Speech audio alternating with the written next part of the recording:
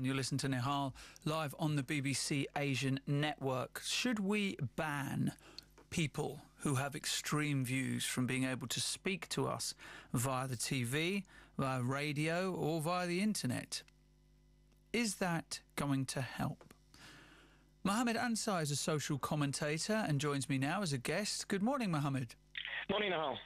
Tell me, do you believe this is a good idea, what the Home Secretary is proposing, these extremism disruption orders? Should we no longer be able to hear the voice of certain, well, suspect individuals, shall we say? I think it's something that needs to be looked at, and I think that's clear. I think part of the concern has been the way that the Home Secretary raised it at the conference, also just trying to politically point score.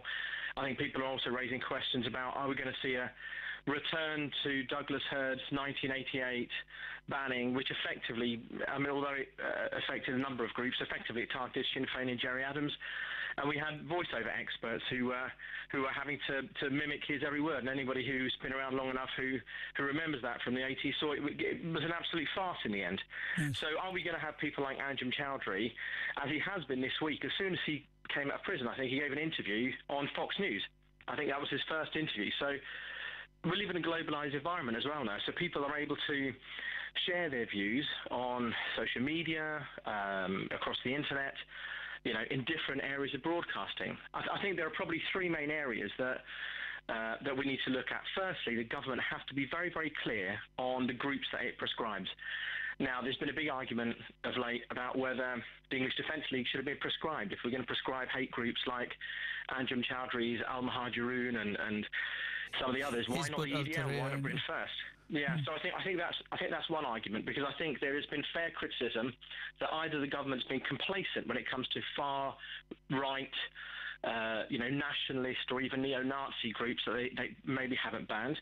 And I think, secondly, the Terrorism Act makes it very, very clear that people who have a shared ideology, so an ideology of hate, inspiring or inciting terrorism, those kind of people also need to be kept out of the public eye. But they already are. Issues. They already are to a certain extent. I mean, but someone like Anjem Choudary, for instance, he's very, very clear, isn't he, on what he can and can't say. And he knows not to cross a certain line, doesn't he? And it's those people that the Home Secretary is now trying to target, because she feels, as many others do, you may be one of them, that those people who are just one step back from the people that incite the kind of hatred that we all abhor, those people also have to be targeted, because one leads to the other. Yeah, and I think that's something that most, I hope, right-minded people will consider right. There are people who just stay the right side of the law, although I think in Anjem Choudary and other people like him, in those cases, they do share an ideology. So, for example, Tommy Robinson, who obviously I spent a year and a half with, getting to know, people like him, they try and stay the right side of the law, but we clearly know that they share an ideology with people like Anders Breivik, who are also... Yeah. Similar along those lines. So Anjem Choudary might stay the right side of the law, but we know he shares an ideology with ISIS. We know he shares an ideology with groups that are committing heinous and gross acts of terrorism and hate and inspiring hate around the world. But of course, he is very clear to say that he wishes to fight ideas with ideas, and that's as far as it goes for him.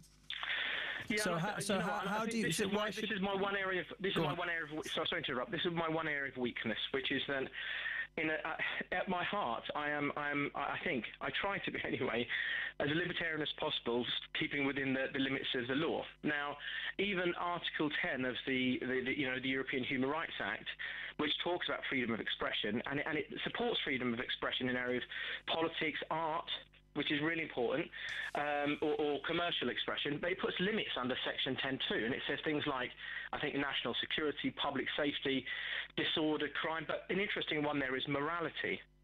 Now, suddenly, we are getting into a very, very murky grey area when we're saying we need to limit people's speech on basis of morality, of protecting public safety. And I think I would love to see us living in an environment where we had a free market of ideas, where the best ideas would win out. The problem is that a lot of this, and this is the third point, comes down to enforcement and editorial decisions. So yes, there's a responsibility on broadcasters and online, print, television, media to get the balance right.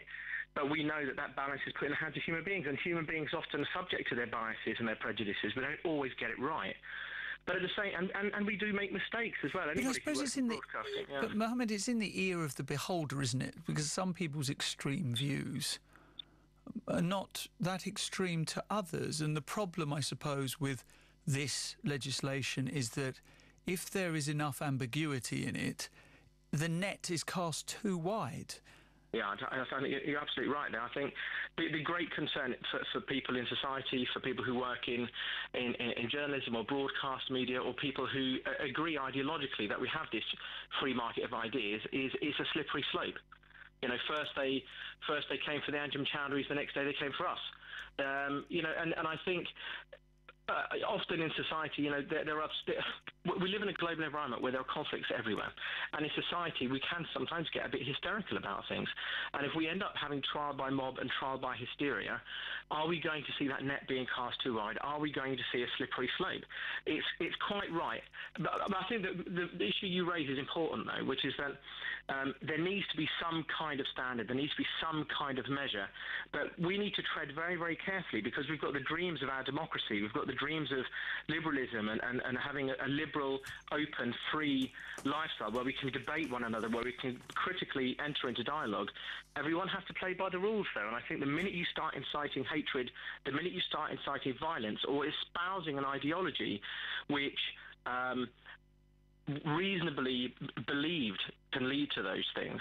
So this is for people who are just the right side of that line, if you like. Okay. I think we have to be very, very careful. Okay, Mo Ansar, social commentator, thank you very much.